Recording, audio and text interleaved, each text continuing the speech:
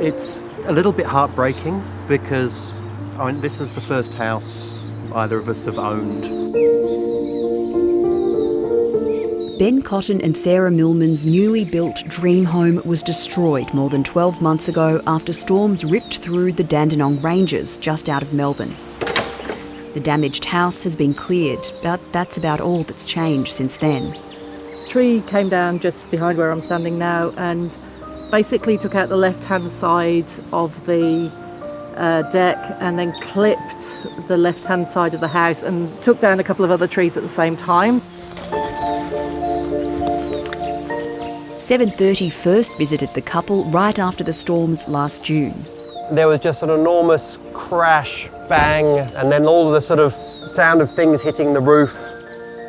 I don't think I've personally seen that level of damage up close.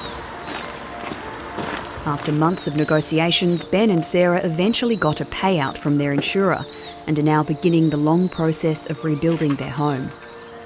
It was frustrating to get to that stage. Multiple reports, multiple emails, became a bit like a full-time job. When do you think your home will be finished and ready for you to move in? I don't know, and that's hard to say. I don't know, I'm hoping within 18 months. A year on from the storms, and this is what many residents are still facing. An empty plot of land and no time frame of when they'll have a house ready to move back into. Many are bitterly disappointed by how long it's taking some insurance companies to rebuild their home or pay them out. It's always frustrating when you're waiting to get your rebuild done, and at the moment it's a very challenging environment for people trying to do those rebuilds.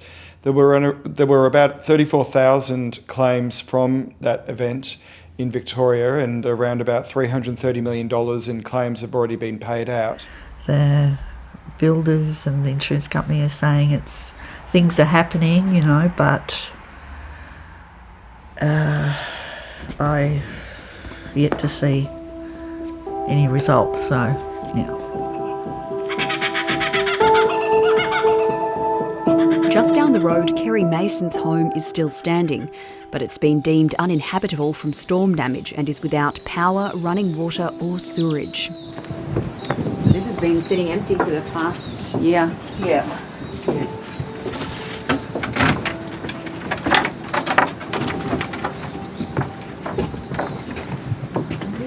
Wow, you can really see You see the damage here.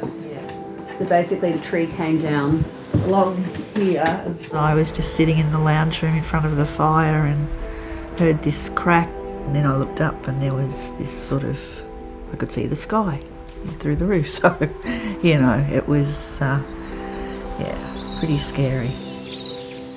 Unlike Ben and Sarah, Kerry hasn't received a payout from her insurer and is waiting for the company to organise critical repairs to the house. But it's been slow going. Sometimes I'd be ringing twice a week, just getting frustrated, just asking, what's happening, and not getting any answers. For the past year, she's lived in a local bed and breakfast, paid for by the insurance company.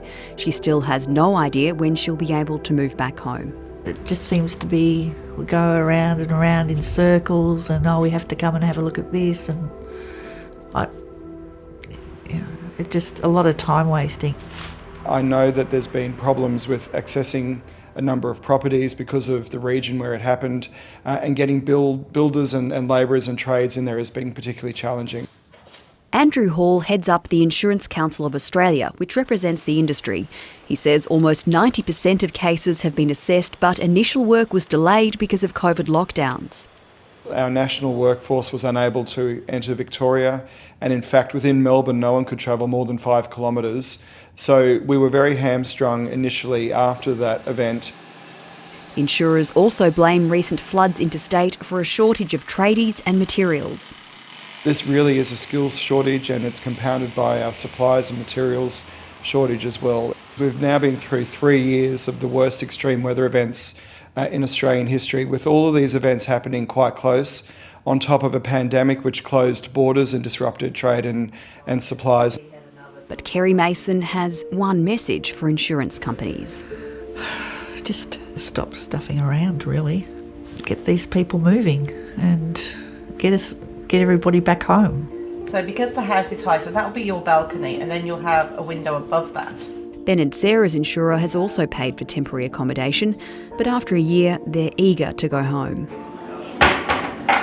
Right now, it's just trying to put one foot in front of the other and hoping we make the right decisions to get that new house in and done as soon as possible so that we can be safe again, so that we can be somewhere that's ours again. We want to have our home for our girls and idiot dogs and be happy again.